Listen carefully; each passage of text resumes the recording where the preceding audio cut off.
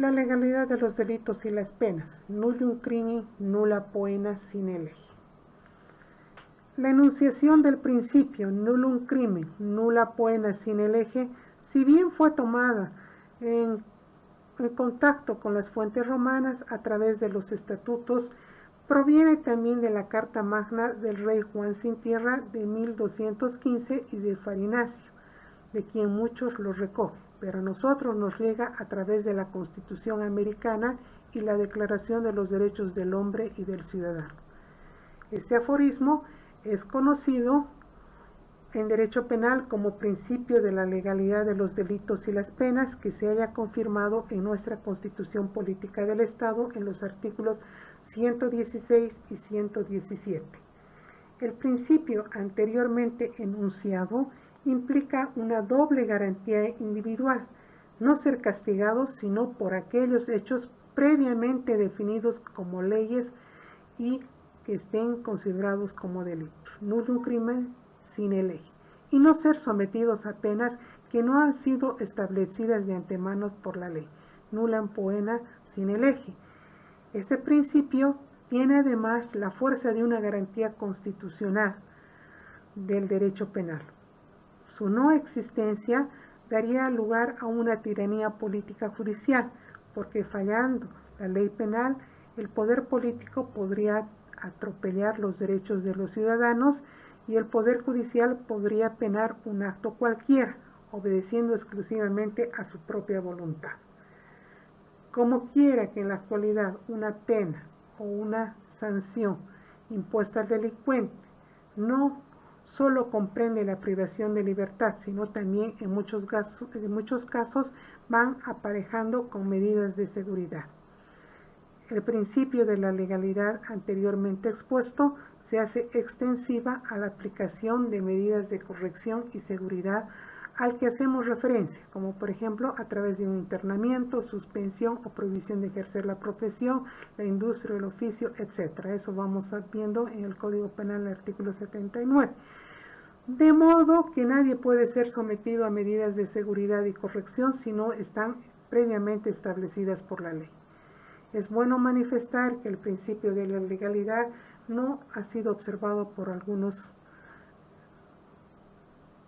gobiernos autoritarios como lo han sido los de Rusia y Alemania. Necesidad de interpretación. Algunos autores clásicos, entre ellos Beccaria, habían sostenido que la ley no debería ser interpretada por considerarla peligrosa.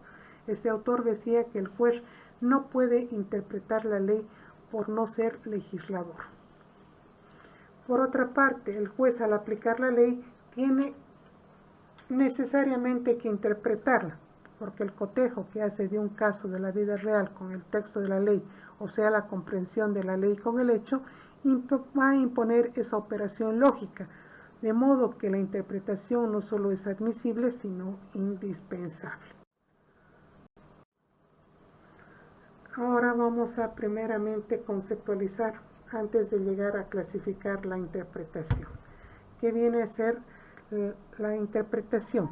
Interpretar la ley es buscar su contenido, indagar su sentido, tratar de buscar la potencia de expansión de sus disposiciones, o como bien dice un autor, investigar el sentido adecuado a una disposición legal a fin de aplicarla a un caso concreto de la vida real. La interpretación no va a buscar fuera de la ley, sino dentro de la ley. Es la operación lógica que trata de desentrañar el sentido de la ley, o sea, la voluntad legislativa y no precisamente la del legislador. Porque no nos olvidemos que la ley es el resultado de la discusión y aprobación de un cuerpo colegiado, cual es el órgano legislativo, y cuya sanción está constituida por la suma de los votos que forman la mayoría de la Asamblea Legislativa. Clases de interpretación. Ahí vamos viendo en su diapositiva, tenemos 3 aspectos: clasificación por el intérprete, por los medios y por los resultados. Cuando hablamos de la clasificación de la interpretación, ¿sí? ¿Cómo se llega a subclasificar? En auténtica, en doctrinal y en judicial. Cuando se habla de la interpretación tomando en cuenta los medios, gramatical y la teleológica. Cuando hablamos de la interpretación por los resultados, hablamos de la interpretación declarativa, restrictiva, extensiva y progresiva.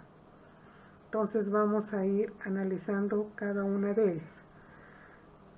Por el intérprete hemos dicho que puede ser auténtica, doctrinal y judicial. Cuando hablamos de la interpretación auténtica, es la que hace el mismo poder que dictó la ley, ya sea mediante otra ley o mediante reglas interpretativas contenidas en el mismo texto legal, en cuyo caso se llama interpretación contextual. Cuando hablamos de la interpretación doctrinal o doctrinaria, es la que realizan los tratadistas en sus trabajos y es totalmente libre y creadora. Suele vincularse tanto a la ley vigente como a su reforma. La interpretación judicial es la que realizan los jueces encargados de la aplicación de la ley. Cuando esa interpretación reviste autoridad por haberse hecho corriente, recibe el nombre de jurisprudencia, que no tiene ni puede tener carácter obligatorio para los jueces, pues la decisión de los tribunales carece de fuerza y eficacia fuera del caso resuelto. Ahora vamos con la interpretación por los medios, que hablamos de la interpretación gramatical y la teleológica. Y decimos, cuando hablamos de la interpretación gramatical, es la que debe proceder a todos los demás medios de interpretación y que consiste en buscar el significado de las palabras empleadas por los legisladores. En la interpretación gramatical debe tenerse en cuenta el sentido de las palabras en el momento de dictarse la ley y si ésta tuviese un significado técnico u otro usual, habrá que estar en general al último, porque como alguien ha dicho, la ley es para el pueblo y es lógico que los legisladores la vayan escribiendo para ser interpretada por el pueblo en su lenguaje igual y corriente, salvo el caso de que la ley se refiere a materia técnica. Cuando el análisis gramatical y sintáctico de la ley nos da un sentido claro de ella con relación al caso, en ese sentido va a prevalecer y la interpretación concluye allí. Sin embargo, hay veces en que el legislador da a las palabras un sentido diferente al común, consagrado por el tecnicismo jurídico. Entonces es necesario recurrir a otros procedimientos interpretativos que van a exceder el marco puramente gramatical, pues supone que ese examen no ha aclarado la voluntad de la ley y hace falta ir a buscar más allá de las palabras. Ahora nos vamos a referir a la interpretación teleológica y decimos, esta tiende a desentrañar la voluntad de la ley atendiendo el fin para el cual fue dictada por medio del examen del conjunto del texto legal, de las razones que motivaron la ley, de la opinión y del derecho en esa época, así como también de la exposición de los motivos con que fue presentada a la Asamblea.